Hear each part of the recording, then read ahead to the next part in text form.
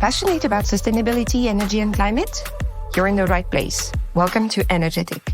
I'm Maureen Cornelis, and together we will engage with people who dedicate their lives to climate justice and making a just energy transition happen. They may be activists, scientists, policymakers, or other enthusiasts, just like you. Let their life stories and insights inspire you to build a better future for people and the planet.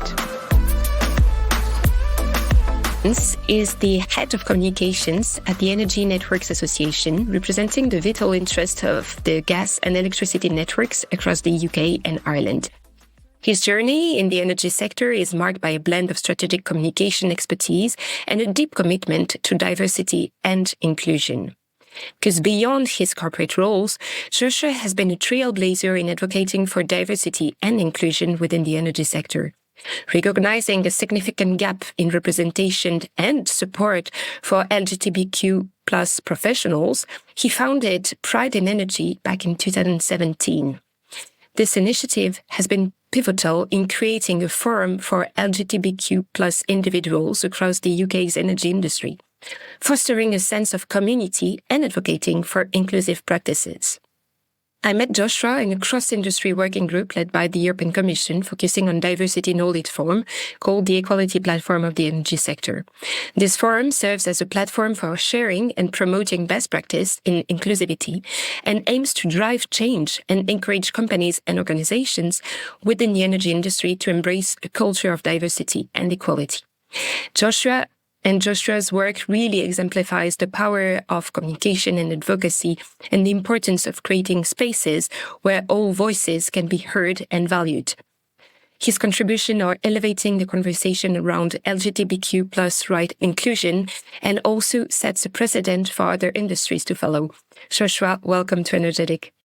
Great, thank you very much. It was a very kind introduction as well. Thank you so much, Joshua. So, Joshua, given your extensive experience, why and how have you come to believe that diversity, equity, and inclusion, sometimes really summed up as DEI, only 3 letters, and are particularly crucial in the energy sector, an industry historically perceived as less diverse? I'll cover that from a very kind of practical point of view. I'll park my kind of ethical and moral views to one side, actually, controversial in this possibly.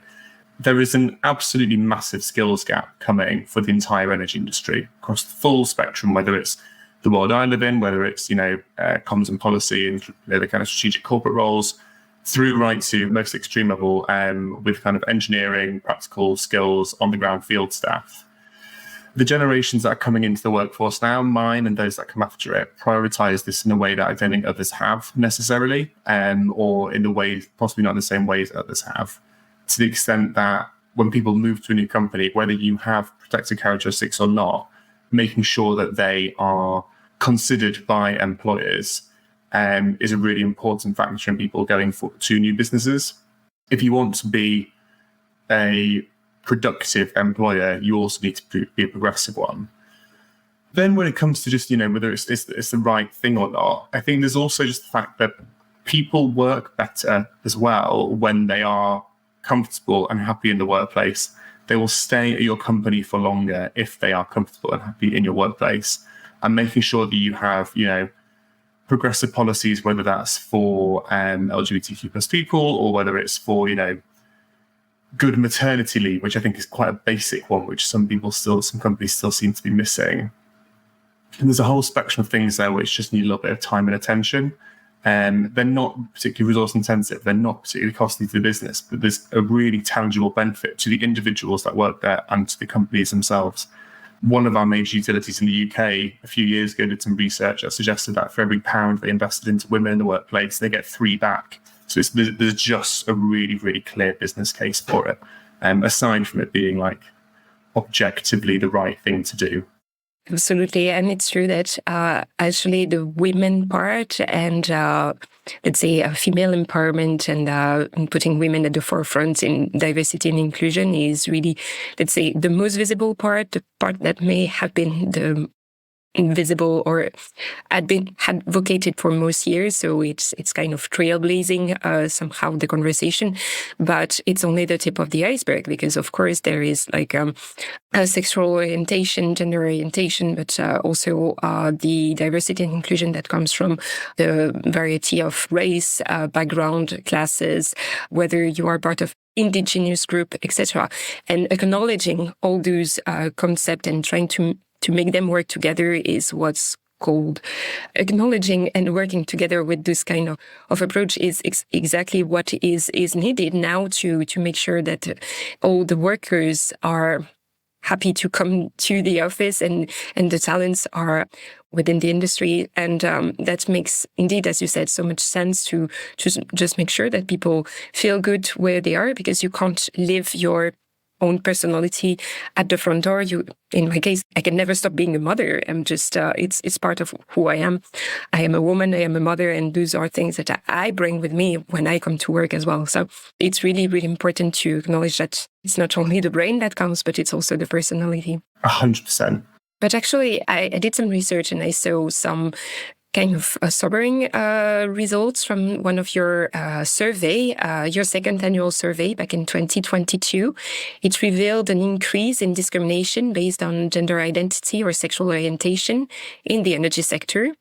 I mean, it was small, but significant, the increase. You'll tell us more now. But really, what do you think are the underlying causes of this trend, and how should the industry respond? I think to a degree there is an inevitable spillover from a change in kind of nationwide public discourse. A lot of the discrimination, we didn't break it down into gender orientation or sexuality, but we do get kind of the anecdotal feedback from our survey respondents. And the majority of the anecdotal feedback on that particular aspect of the survey was that it was people whose gender identity was one that was being discriminated against. That's what most people were witnessing and experiencing. And there was obviously still, the kind of LGBT discrimination that we see, but it was primarily for the people who are different to what they were assigned at birth. And like I said, I think a lot of that is down to the kind of broader discourse. And we're seeing an awful lot of content in the press.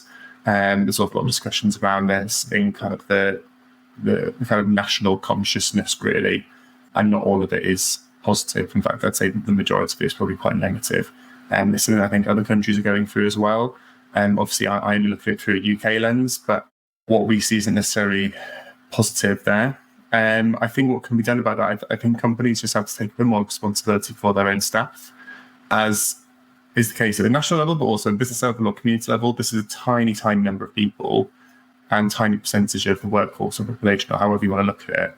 And I think just making sure that tiny number feel like they're being well looked after, firstly, is not resource intensive to the business. And secondly, as I mentioned earlier, adds the kind of inclusive atmosphere I think employees increasingly expect from their workplace.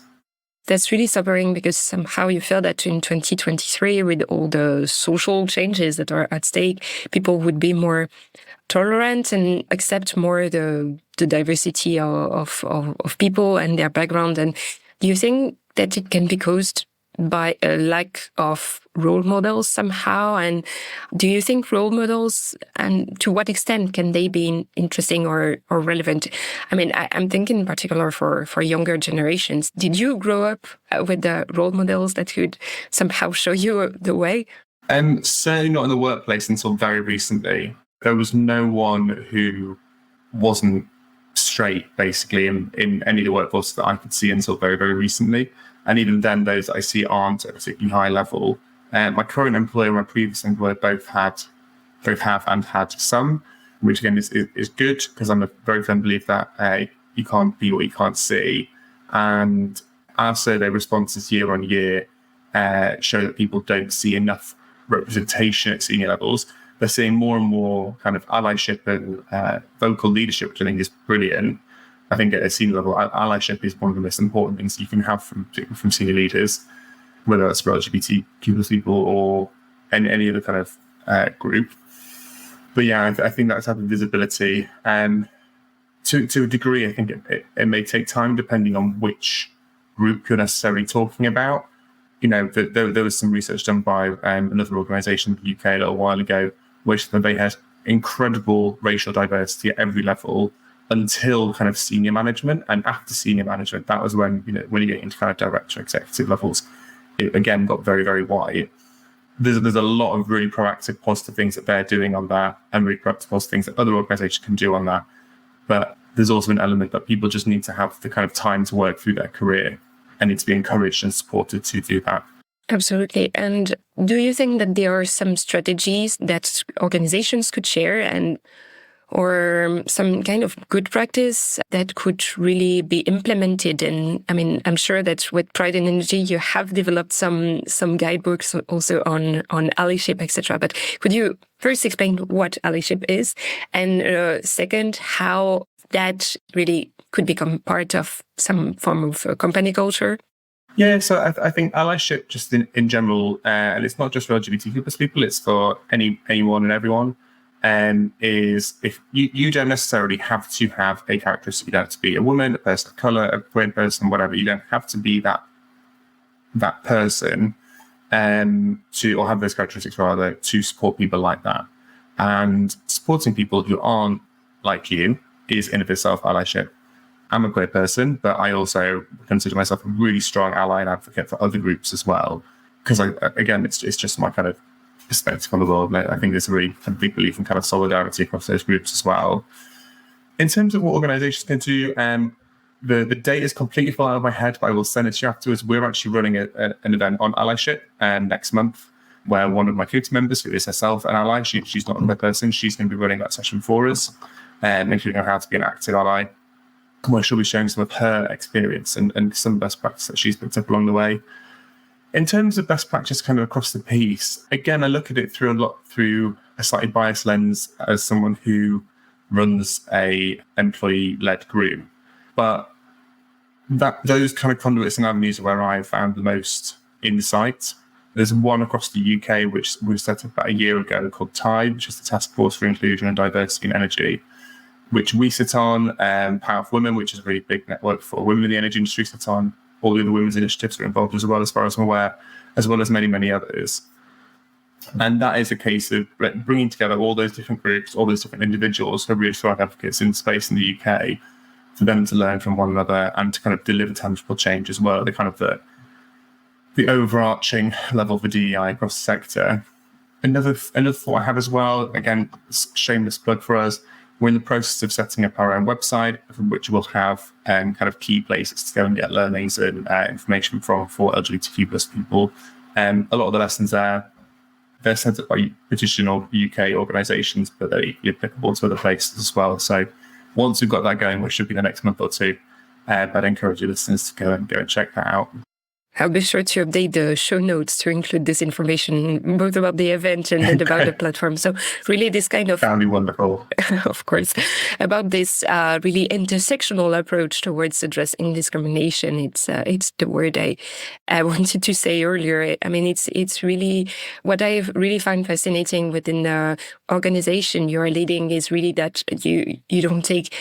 you won't stop at only the gender and sexual identity, but you really want to have people with different backgrounds on board. And I find it really super inspiring, because very often it feels that the organization are focusing more on one aspect of diversity and inclusion and fail to have a more integrated, looking at the staff, looking at the practices, looking also at the way they treat their, let's say, customers or business partners as well. Whereas what I understand is that you aim for like excellence at all levels. But how do you make sure that this kind of long journey is not so intimidating for somebody who would like to start, who just realize by listening to this podcast today that they have so much more to do? Where would you advise them to start and not be intimidated by the size of the challenge, really? I guess that the first step is to consider where you can add value to, whether it's you as an individual or you as an organisation. So when I set up Pride in Energy, I used to work for an organisation called Energy UK, which, much like the Energy Network Association, is one of our kind of two primary energy trade associations in the UK. And they look after the retailers and generators, most of those organisations. And I looked at it and I was like, right, we're a small organization. We're like 40 odd staff. It's bringing in me and maybe one or two of people within the business who could dedicate any time to this. Money wise, they're not for profit, can't dedicate huge funds. What they could do is they have over 100 members, they can bring that together. You have the kind of convening power to bring those other businesses and other organizations together. And that adds a huge amount of weight. There's other organizations I know, there's consultancies, for example, who have kind of thrown cash at this, have put on really nice events for us, have hosted great stuff for us. That has been unbelievably valuable. There's other places where they just have like facilities that they can share with us, or people who might just have, they themselves might have a strong platform individually across the sector. They might be someone who runs a podcast or has a blog or is just vocal on social media or whatever. And it's a case of using that platform or skill set or resource, whatever you have of those three, just identify how you can do that. Because I can't do everything, no one can, because no one has, I think very, very few people have the full suite of things I just described. But it's working out how you can do that, and then partnering with other people who can add more to it as well. So I look at the kind of committee that we have at Pride Energy, and obviously my background is entirely in comms, as is one of our other committee members. But then we have two people who both do DEI for a living. They're DEI leads for their businesses, both work for major utilities. And then we have a couple of other people who work in much more kind of practical parts of the industry and look at it through a very different lens to us. And I think that kind of creates a really good, from my, again, biased opinion, a very good balance within our group. And again, I'd encourage other people to find similar partnerships where that can be achieved. Would you be willing to share one of your success stories, really, of something you achieved with Pride in Energy, of which you are very proud of? I think just the type of media attention that we get each year around the survey. So we've done 3 now, and that's one of the places where she's left the committee now, but it was a previous committee member. It was her original idea, and the group really got behind it. And that's something which has attracted a huge amount of attention for us across the kind of trade press within the sector and other kind of key individuals. And just tracking the progress and identifying the new and emerging issues and concerns of people in the sector, I think creates a really useful evidence base for other people who are trying to deliver change within their businesses. So, this year, for example, one of the main concerns is what we call pinkwashing, which is much like greenwashing. It's people who are kind of slapping a rainbow on something and saying we're really, proactive in the space when actually they might not necessarily be. And I think it kind of showed it held up a mirror to those organizations. And I'd like to think that will deliver some positive change for the people within those businesses as well. Yeah, and a huge part must be also about awareness raising. So I was reading that LGBTQ plus individuals are more likely to live in poverty, to be unhoused, have mental illness, have chronic illnesses, have no health insurance, and they are also way more likely to be incarcerated, at least in the US. And of course, all of this is putting people on higher risk for more negative experience and impact during and after disasters, including the ones who are linked to climate change. So it really makes a lot of sense to have more proactive approach and really that disaggregated data that show that there are some populations that are actually at risk.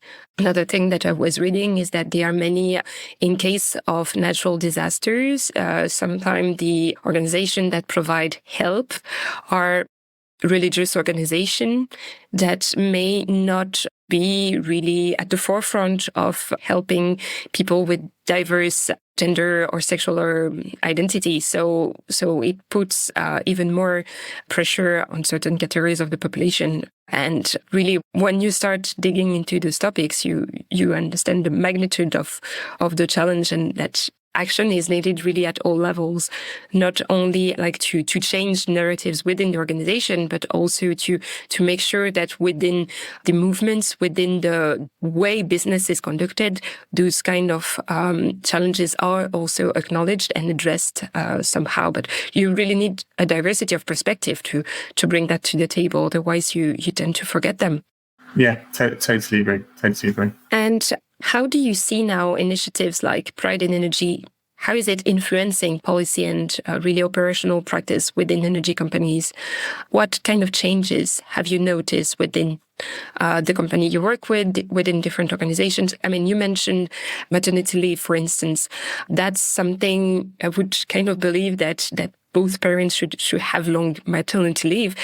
But I would also not be so surprised if certain organizations didn't recognize the long maternity leave to a couple of gay parents or something like that. So is it something like kind of a practical issue that you aim to address?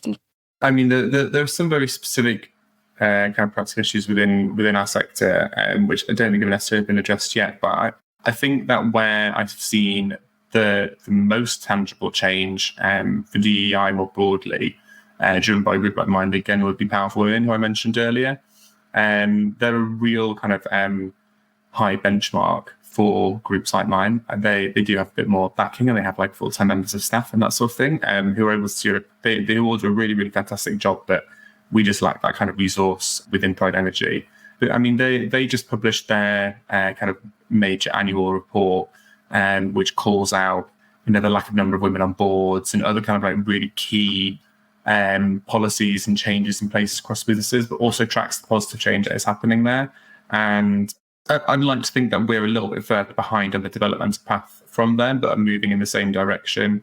And the types of changes that we're putting in place, like getting our new website and that sort of thing, I'd like to think that will enact and drive further change. In terms of things that I've seen, I mean, very recently, we do a lot of kind of informal advisory to a lot of organisations. Companies will reach out to us and just ask for a bit of advice and support about ideas of us and that sort of thing. We've had a couple who, what was quite funny is that one came and said that they were worried that they weren't doing enough, and listed everything that they were doing. And I said, you're one of the most proactive companies I've come across in 7 years of running this. So, don't rest on your laurels, keep doing what you're doing, because it's really, really good. And then others who came and said, look, we really want to do more in this space. Like, where can we start? And they were setting up a kind of pride group within their business. And I was like, well, listen to what that pride group says. Like, give them the resourcing and backing and support to go out to your workforce and to the people in your workforce and find out what issues they might be facing. Because obviously, I can speak to things that are across the entire sector, but there are obviously things that are specific to individual businesses. And just listen to them, support them and listen to them, and then enact changes that they recommend, or at least consider enacting those changes. So yeah, I do see kind of more of that happening. That's quite, whilst time consuming, it's very reassuring and I think quite positive for us. Yeah, it's as if some businesses, not all of them, but many are starting to see that they are also platforms where people must feel safe and somehow happy or satisfied in order just to be able to express themselves and express their creativity in a way that will benefit the company and the business to thrive. So it's this kind of platform where, I mean, I think it's kind of revolutionary somehow that business start to see themselves also as the potential change makers or really baseline for change and really create an environment where people feel safe enough to just to be. So what would be your primary goals for Pride and Energy in the years to come? And how do you plan on addressing these evolving challenges? I mean, before we started this conversation, I told you that I have just been a jury member for an initiative on diversity and inclusion in the solar energy sector. And that was really, really interesting. And I've seen many interesting initiatives. So organizations have applied to a solar power price on diversity and inclusion.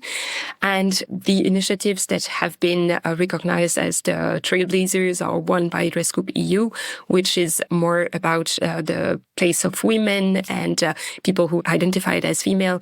Another one is about including Bedouin women. It's an initiative in Israel on training and really upskilling some indigenous communities.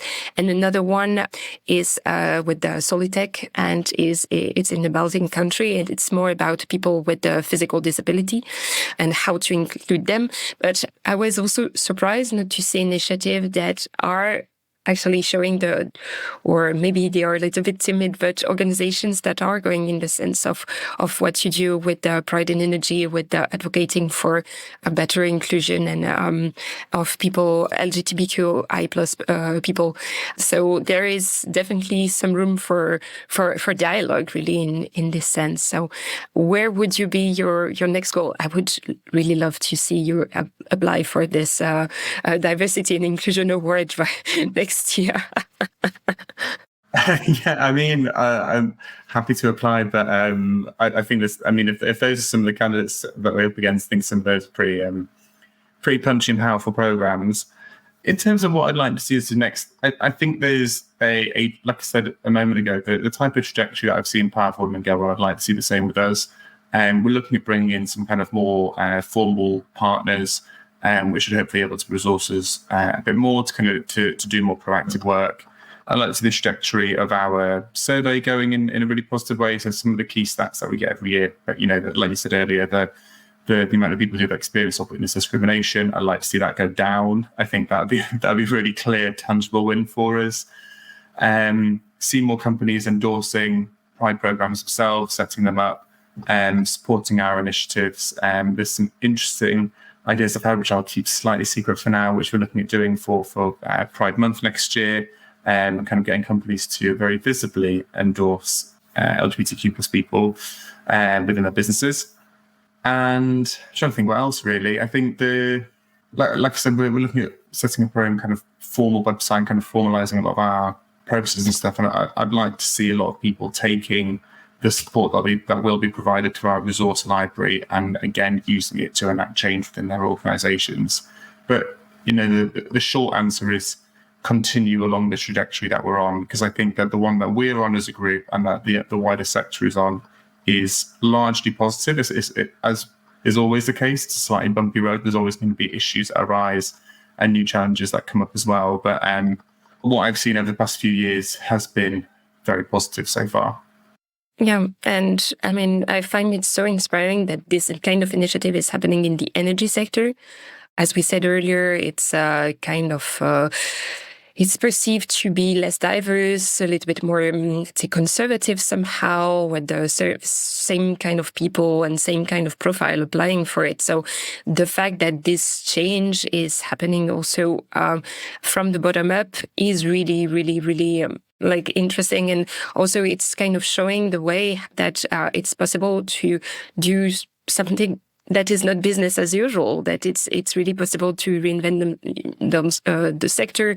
I mean, it's facing a transition from fossil fuels to clean fuels. So in the mindset, it's also important to really embrace the diversity of the workforce because it's like maybe the only opportunity this sector will have to reinvent itself somehow and acknowledge better the needs of the workers and also the needs of the population it serves. Yeah, to kind of go back to the point I made right at the beginning of our conversation today, I always say that there's in the UK we talk about the 3Ds, and it's decentralization, decarbonisation, and digitalization. Those are the three major things that happen within the sector now. I was in this fourth one, that's diversification, because the workforce itself is under a huge transformation and has been for decades. And you're just not going to get the people to do the work that you need. And what I'd also say is that particularly with the sector, companies either already are very progressive in how they're delivering the decarbonisation agenda. And you've got companies whether like major European utilities or kind of smaller companies within the UK or within other countries across Europe, which are delivering really positive change for the climate and for the planet and for like their local communities and businesses and all that sort of stuff. But again, like it's a really important box for staff to look at. I was at an event last week, spoke on another panel, and then I kind of quite flippantly referred to it as companies need to kind of pass the vibe check. But it's not necessarily something that someone would decide upon a new job entirely, but it's a really important factor within the kind of landscape of any prospective employees. And we're going to have to fight for every single one of those prospective employees, because I look at the UK, for example, a lot of people that we need have a STEM background. If you've got a STEM background, finance pays better than a lot of the jobs that you get in the energy sector. So how are you going to make your organization look more attractive? And I think this is a really, really key tool to do so if you're looking at it, again, like I say earlier, from a very kind of mercenary practical sense. Again, parking the like, whether it's morally right, which again, I very firmly believe it is. Yeah, and it's not only about like how you learn the job, but also the kind of study you engage in. And for instance, for women, there is still an enormous gap to just start technical studies and just feel that you are at the right place. So there is this kind of cultural shift that also needs to happen, and I feel it happens only when there are some organizations like yours that are kind of paving the way, showing that a different way of doing things is possible, that are displaying role models, that are pushing for approaches to be, and really practices to be way more respectful of the individual and all their nuances, and really embrace the diversity and embrace the complexity of the human being, right? And instead of trying to make sure they fit into boxes and are just accomplishing things that anybody else could do, really. It's, as you said, there is so much competition within the sector, and younger generation are aspiring for so much more fulfillment within their career somehow. Yeah. I've been recently really digging into this topic, and that's why I really wanted to host this podcast with you. And I feel that companies are, as I said earlier, at a unique position to build some form of trust, but this has to come through like connections, connecting people, to make sure that they feel that they can connect, and through those connections they also become more creative. And this is what you call the 4D of the energy sector. You call it diversification, I call it democratization, but that's really about embracing bottom-up approach, the more human approach, rather than something that is called then more administrative. Or, I mean, we need administrations, of course, but that can be a little bit too formal, really, and have something a little bit more spontaneous somehow. Yeah, I think you're dead right on the human side, and translating that into the kind of corporate side. And again, to kind of take a learning from another country, I've done quite a lot of work with Ally Energy, which is a really, really fantastic program that's come out of the US. They're now branching out into other countries as well. I think they're doing some bits in the UK and Europe. It's run by a lady called Katie Maynard, who is an absolute powerhouse when it comes to DEI and has been for many years. And I think they've done some really, really fantastic work. I've seen her speak and been on panels with her and that sort of stuff, and they have really helped companies and organizations navigate between, like you say, the kind of human elements of this and how to translate that into the kind of bureaucracy and corporate setting, and how to kind of deliver that change within that in a very kind of practical context, I think. Absolutely. So Joshua, as we arrive at the end of the recording of this podcast, can you tell us about something that really, really empowers you on a daily basis, that you would like to really listeners to take home with and just, feel? One thing that always makes me smile when it comes to DEI elements of my kind of life, there's a team at National Grid, who are one of our big utilities, who I'd say they're kind of real gold standard when it comes to DEI. And they have a team, they do a thing every Thursday, and they call it Happy Thursday DEI.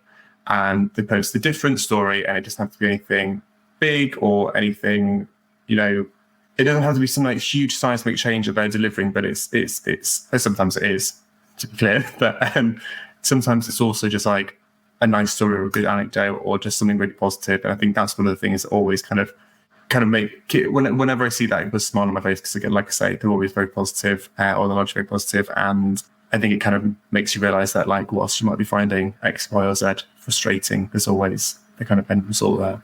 So I think that's always quite nice when it comes to this part of my job, I guess. Well, we had a conversation recently in the podcast really on how to communicate the climate change and the energy transition. And we both agreed that we need positive stories. We need to have like a positive outlook, because we need that really to foster the desire to go It's coming in Italian in my head, like andare più avanti.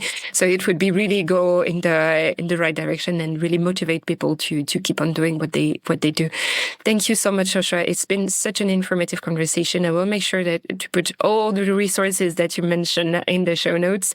And so we need to keep at looking on the website of Pride in Energy and contact and follow your social media to be able to follow the event you organized in December, right?